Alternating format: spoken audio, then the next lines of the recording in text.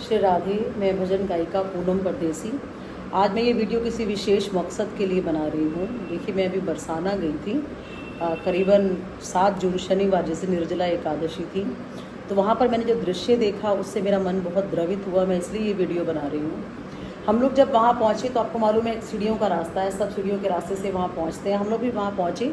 जूते चप्पल उतारने के स्थान पर मैंने जूते चप्पल उतारे। मेरे साथ मेरी बिटिया थी, मेरे हस्बैंड थे। हम लोगों ने वहाँ पर आराम से खड़े हुए। उसके पश्चात मैंने देखा जो वहाँ से जूते चप्पल उतारने के बाद से जाने का, अटारी से जो किशोरी जी के महल तक का जाने का रास्ता है, वो पूरा इतना गर्म था, इतना गर्म था। वहाँ पर कोई ऐसी व्यवस्था नहीं कि भक्तजन आराम से चल के वहाँ जा सके। लोग दौड़ दौड़ के पहुँच रहे हैं। एक पतला सा मैट बिछा हुआ था, मैंने भी उसके ऊपर पैर रखा, पर इतना गर्म था कि पैर जलने लग गए।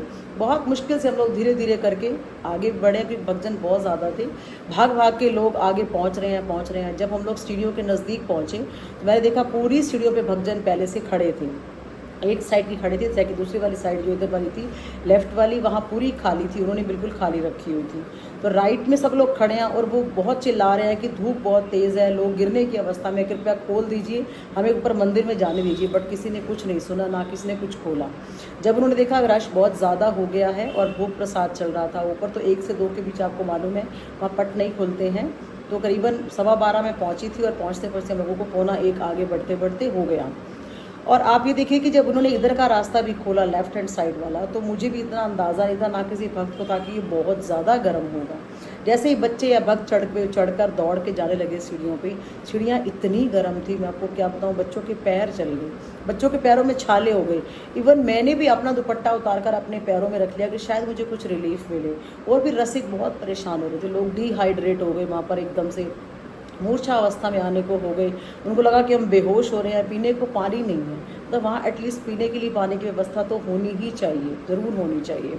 दूसरा, मेरी जो गुजारिश है, जितने भी किशोरी जी के भक्त हैं जो बरसाना के लिए कोई सेवा करना चाहते हैं, सच में किशोरी जी इतनी करुणामयी है, हम सबको इतना दे रही हैं। यदि मेरा इतना सामर्थ्य होता तो 100% मैं वहाँ पर शेडिंग का अरेंजमेंट कराती। पर मैं चाहती हूँ कि आप सब लोग मेरा साथ दो। नहीं तो जिसका सामर्थ्य है वो स्वयं जाकर किशोरी जी के मंदिर में केवल शेडिंग की व्यवस्था ज़रूर कराएं। मेरी केवल इतनी सी गुजारिश है। यदि आप सच में बरसाना से जुड़े हैं या बरसाना के लिए कुछ करना चाहते हैं, आप सामर्थ्यवान हैं, तो आप प्लीज़ मंदिर में संपर्क कीजिए। अब मैंने फेसबुक पे भी वीडियो शेयर किया, तो कुछ लोग मुझसे भी पूछ रहे हैं। मैं पूरी कोशिश कर रही हूँ कि बरसाना की या तो मंदिर कमेटी से बात की जाए, या वहाँ के जितने भी लोग हैं, मंदिर के पुजारी हैं, हम उनसे बात करें कि शेडिंग की व्यवस्था कैसे हो सकती है और कितना खर्चा आएगा। यदि आप खुद कर सकते हैं तो उससे अच्छी कोई बात नहीं है। सेवा तो बिल्कुल ऐसा करनी चाहिए कि किसी को पता ही ना लगे। लेकिन उस दिन का दृश्य देखकर मेरा मन बहुत द्रवित हुआ।